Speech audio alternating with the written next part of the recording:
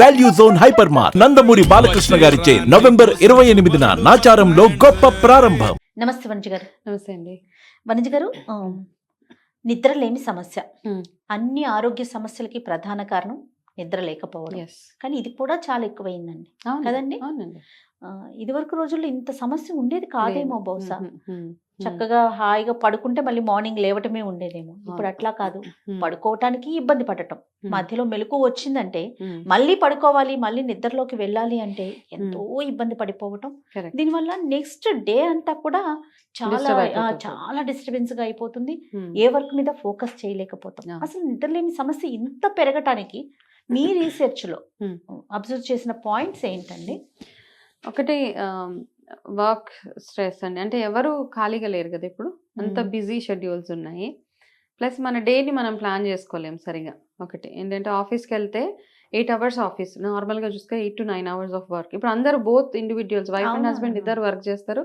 పిల్లల స్కూల్స్లో చేంజెస్ వచ్చేసినాయి, స్టడీ అవర్స్లో చేంజెస్ వచ్చేసినాయి, అండ్ ప్రతి ఒక్కరు చేసే యాక్టివిటీస్లో మారిపోయినాయి. ఇవన్నీ చాలా ఉన్నాయి కదా. రాను రాను అంటే జనరేషన్తో పాటు ఈ మార్పులు చాలా వచ్చేసాయి. అవును. ఒకప్పుడు ఇంత యాక్టివిటీస్ లేవు. 6 అవ్వగానే బూటికి చేరుకోవడం అనేవాళ్ళు. అందరు ఇంట్లో ఉండేవాళ్ళు. పిల్లలు మాక్సిమం 3:30 కల్లా ఇంట్లో ఉండేవాళ్ళు. పెద్దవాళ్ళు మాక్సిమం 6 o'clock. 6 ఇంటికి వచ్చేసిన తర్వాత ఒక రిలాక్స్డ్ ఎన్వైరన్మెంట్ ఉండేది. ఇంత స్ట్రెస్, ఇంత ప్రెషర్ ఇవన్నీ ఏం లేవు కదా. అవునండి. అయితే ఇప్పుడు ఏమైందంటే ప్రతి ఒక్కరికి వర్క్ అట్మాస్ఫియర్లో కానీ, పిల్లలకి చూస్తే స్కూల్ పిల్లలకు కూడా ప్రాబ్లం ఉంది. స్లీప్ ప్రాబ్లం కిడ్స్కి కూడా ఉన్నది ఇప్పుడు. వాళ్ళు కూడా అవునండి. సరిగ్గా నిద్ర నిద్రపోలేదు పట్టట్లేదని చెప్తున్నారు. అయితే ఇవన్నిటికీ మేజర్ థింగ్ ఈజ్ లైక్ డెఫినెట్గా మన లైఫ్ స్టైల్లో జరిగిన రకరకాల ఆఫీస్ ప్రెషర్ అవ్వచ్చు, వర్క్ ప్రెషర్ అవ్వచ్చు, అందరికీ ఉందండి. ప్రతి ఇంట్లో ఆ ప్రాబ్లం ఉంది. ఓకే. అయితే ఇప్పుడు దీని నుంచి మనం ఎట్లా బయటపడవచ్చు? ఒకటైతే టైం మేనేజ్మెంట్ చాలా చాలా ఇంపార్టెంట్ ప్రతి ఒక్కరికి. ఎంత ఎంత బాగా మన టైం మేనేజ్మెంట్ చేసుకోగలుగుతున్నాము. మరి 10 దాకా పనిచేస్తే మనకెవరు మన హెల్త్ మీద ఇంపాక్ట్ అవుతుంది తప్పిస్తే, మనకి ఒక డిసిప్లిన్, ఒక కట్ ఆఫ్ ఉండాలి. నేను బియాండ్ 8 o'clock నేను పని చేయను అంటే చేయొద్దు అంతే. ఓకే. ఆ డిసిప్లిన్ మనకు లేదనుకోండి, అదే, మనలో అదే. ఉన్న బిగ్గెస్ట్ ప్రాబ్లం 8 గంటలకు టింగ్ అని ఒక మెసేజ్ వస్తుంది. మెసేజ్ రాగానే ఎవరు ఎవరు ఎవరు చూసేస్తూ ఉంటాం. 8 గంటలకు మనం డిసైడ్ అయిపోయాము, 8 తర్వాత నేను ఫోన్ చూడను. ఎందుకు ఫోన్ చూడొద్దు అంటే కూడా చెప్తా. మీరు మీ ఆఫీస్ నుంచి మీ బాస్ ఏదో తిట్టుకుంటూ ఒక మెసేజ్ పంపిస్తారు రాత్రిపూటలు, నువ్వు ఈ పని చేయలేదు, ఆ పని చేయలేదు. ఇక మనం నిద్రపోగలుగుతాము, అస్సలు ఆ సమస్య లేదు, నిద్ర ఉండదు. ఇంకా నాకు అంతకంటే ఏమనిపిస్తుంది అంటే ఎవరిదైనా ఏ మెసేజ్ అనే కానీ అది నేను ఇంకా ఓపెన్ కూడా చేయనప్పుడు. ఓపెన్ చేయకపోతే ఏంటంటే మన మైండ్ అటువైపుకు వెళ్ళదు అసలు. ఫోన్ని అసలు ఆ సౌండ్స్ని వాటిని ఫస్ట్ మెయిన్ ప్రాబ్లం కల్ప్రిటే ఫోన్ అన్నిట్లో పెట్టుకున్నాం. ఎందుకంటే దాన్ని చూడగానే యాంగ్జైటీ, అవును. దాన్ని చూడగానే స్ట్రెస్. తెలుసా, చాలా ఫన్నీ అనిపిస్తుంది. ఒక ఆవిడకి అన్ని కంఫర్టబుల్గా ఉన్నాయి రీసెంట్గానే. అయితే డాక్టర్ దగ్గరికి వెళ్ళింది. ఎందుకు స్ట్రెస్, ఏంటి స్ట్రెస్, ఏమవుతుంది అంటే స్ట్రెస్, ఆవిడకి స్ట్రెస్ బాగా, స్ట్రెస్ వల్ల నిద్ర పట్టదు. ఓకే. ఎందుకు నిద్ర పట్టదు అంటే, ఇది వింటే నవ్వు వస్తుంది అందరికీ, అన్నీ ఉన్నాయి, డబ్బులు ఉన్నాయి, హెల్త్ అన్నీ కంఫర్టబుల్ లైఫ్ ఆవిడకి, పిల్లలు బాగా చూసుకుంటారు, హస్బెండ్ బాగా చూసుకుంటారు, ఇవన్నీ ఉన్నాయి. డాక్టర్ ఏంటంటే కొంచెం డీప్ అనాలిసిస్ చేస్తున్నారు. ఎందుకు స్ట్రెస్, ఎగ్జామినేషన్ ఏదో చేసి విపరీతం స్ట్రెస్ అండర్గో అవుతుంది ఆవిడ. ఎందుకు ఇంత స్ట్రెస్ అవుతుంది అది ఇది అంటే అంతా అడిగిన తర్వాత తెలుసుకున్న అవుట్కమ్ ఏంటంటే, బాగా టీవీకి అడిక్టెడ్ ఆవిడ, టీవీ సీరియల్స్కి.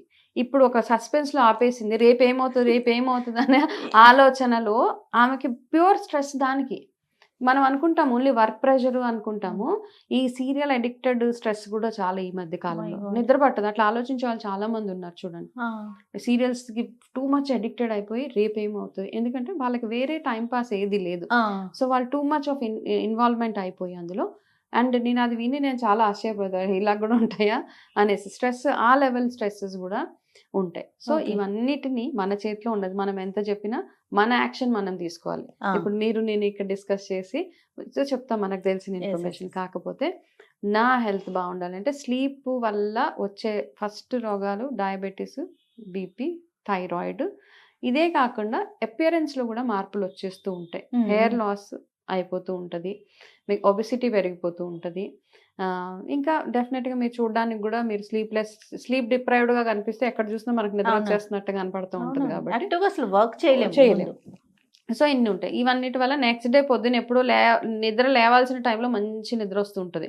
ఆ టైంలో నిద్రపోలేము, బలవంతంగా లేవాలి, లేచి వెళ్ళి మిగతా పనులు చేసుకోవాలి. సో ఇవన్నిటికంటే కూడా బెస్ట్ థింగ్ ఏంటంటే మనల్ని డిస్టర్బ్ చేసేవి ఏవైతే సీక్వెన్సెస్ ఏవైతే ఉంటాయో ఆ మనుషుల్ని కానీ ఆ ఐటమ్స్ని కానీ ఆ దూరంగా టీవీని ఉంచడం. సీరియల్ని దూరంగా ఉంచేయడము. ఓకే. అయితే నేను ప్రాక్టీస్ చేసే ఒక చిన్న, నాకు కూడా స్లీప్ ఇష్యూస్ చాలా ఉండేవండి, ఓకే. చాలా స్లీప్ ఇష్యూస్ ఓకే. హెల్త్ పరంగా కానివ్వండి. ఒకప్పుడు చాలా చాలా డిస్టర్బ్ ఉన్నప్పుడు నేను నేర్చుకున్న లాస్ట్ 4-5 ఇయర్స్ నుంచి నేను చేసి, నేను తక్కువ టైం అంటే నేను 6.5 hours నిద్ర నాది.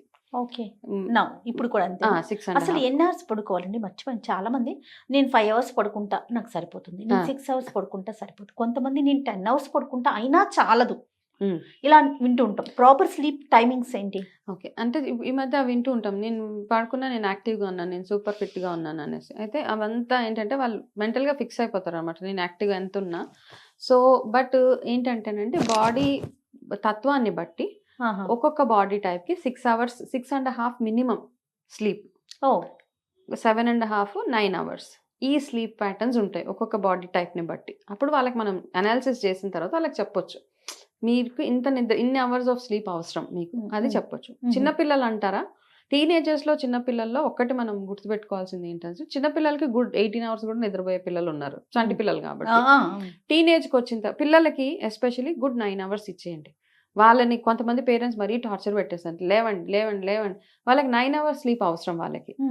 వాళ్ళు ఎందుకంటే బాడీ హీలింగ్ అంతా కూడా అప్పుడే జరుగుతుంది వాళ్ళకి కదా. ఇంకా టీనేజ్కి వచ్చేటప్పటికి టెండర్ ఏజ్, అది టీన్ లో వాళ్ళకి హార్మోన్స్ లో చేంజెస్ అవి వస్తున్నప్పుడు వాళ్ళకి 9 o'clock నిద్రపోమంటే వాళ్ళు నిద్రపోలేరు, వాళ్ళకి 10కి కూడా నిద్ర పట్టదు. చాలా మంది పిల్లలకి వాళ్ళు మేబీ 12-1 o'clock ఆ టైంలో పడుకుంటారు.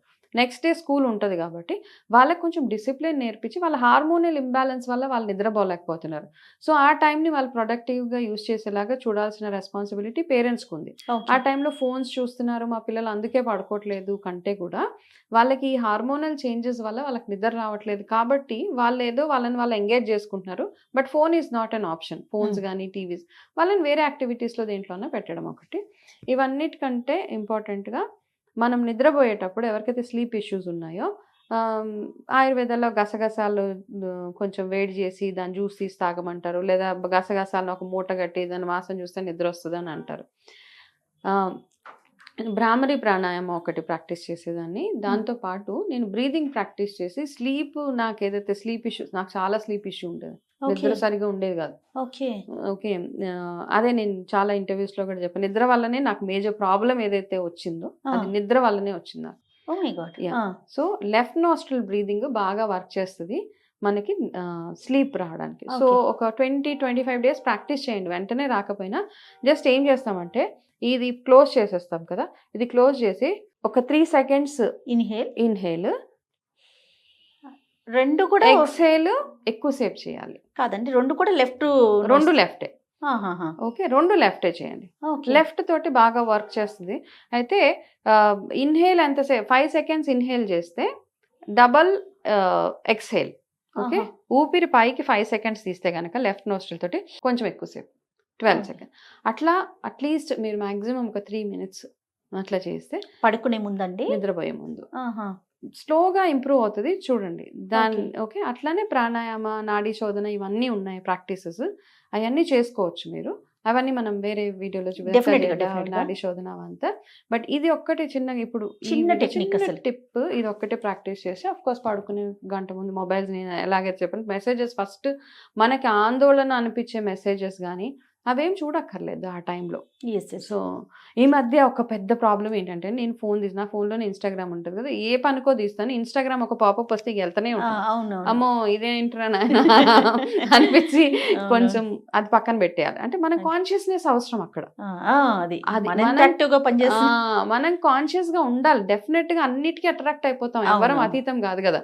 ఏదైనా ఒక మంచి స్టైలిష్ చీర వచ్చిందంటే అవి ఏంటి చీర చూద్దాం అనిపిస్తుంది. సో దాని నుంచి మనం ఎట్లా కట్ అవుతుంది. అండ్ అఫ్ కోర్స్ ఈ సీరియల్స్, యాంగ్జైటీస్, మిగతావి అవతల లైఫ్ లో ఏమవుతుంది, ఇవన్నీ మనం ఎంత కట్ డౌన్ చేసుకుంటే అంత పీస్ఫుల్ గా ఉంటుంది. మిడ్ నైట్ మెలకు వచ్చేస్తే మళ్ళీ నిద్ర పట్టకపోవటం, ఈ సమస్యకి ఏం చేయమంటారు? ఏదైనా సింపుల్ సొల్యూషన్? ఈ బ్రీతింగ్ బ్రీతింగేనండి. ఈ బ్రీతింగ్ ప్రాక్టీస్ చేయడం వల్ల ఏమవుతుందంటే, ఫస్ట్ ఆఫ్ ఆల్ డే టైంలో పడుకోకూడదమే ఒక బిగ్గెస్ట్ థింగ్.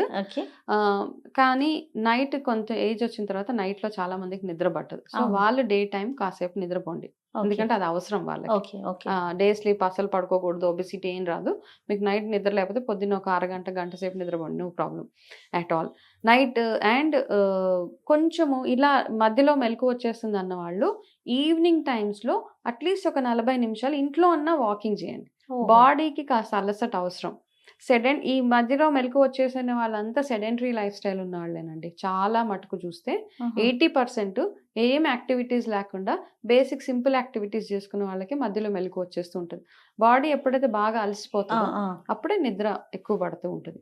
అండ్ దాని తర్వాత మధ్య మధ్య టాయిలెట్కి లెగుస్తూ ఉంటారు చాలా మంది డయాబెటిక్. ఆ టాయిలెట్కి ఒకసారి లేసి వచ్చిన తర్వాత ఇంక నిద్ర పట్టదండి మాకు అంటూ ఉంటారు. సో నైట్ టైంలో వాటర్ ఇంటేక్ అది కాస్త తగ్గించుకొని ఉండడము, ఆఫ్టర్ డిన్నర్ ఇంకా కొంచెం ఏం తాగకుండా అట్లా పడుకొని చిన్న చిన్న చేంజెస్ చేసుకుంటే నో ప్రాబ్లం. అండ్ ఈ బ్రీదింగ్ ఏదైతే ఉందో అది సౌండ్ స్లీప్కి హెల్ప్ చేస్తుందండి. ఒకవేళ ఇది వర్క్ చేయలేదు అంటే మిగతా టెక్నిక్స్ మనం తర్వాత వాటిలో డెఫినెట్గా. అండ్ ఇంకేమైనా ఉన్నాయండి టెక్నిక్స్?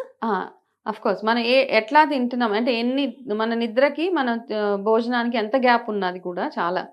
తింటూ లాస్ట్ ముద్ద నోట్లో పెట్టుకొని అలా నీళ్ళు తాగి అలా పడుకుని పోయే వాళ్ళు కూడా ఉన్నారు.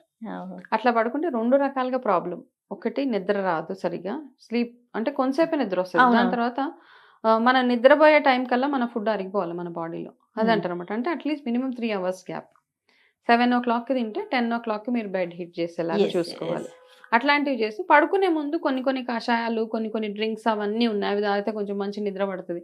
ఏంటి మన జాజికాయ అంటారు, నట్మెగ్, ఆ పౌడర్ కాస్త పాలల్లో వేసి, మళ్ళీ పంచదార వేయకండి ఇందులో, జస్ట్ అదొక్కటే పాలల్లో వేసి అది తాగితే మంచి నిద్ర. నట్మెగ్ చాలా బాగా పనిచేస్తుంది జాజికాయ. సో జాజికాయ తోటి చేసిన పాలని కాస్త తాగుతూ ఉంటే అది హర్బ్ కూడా కాబట్టి హీలింగ్ను మనకి మంచి నిద్ర పట్టడానికి హెల్ప్ చేస్తుంది. Okay right. Thank you so much welcome అండి.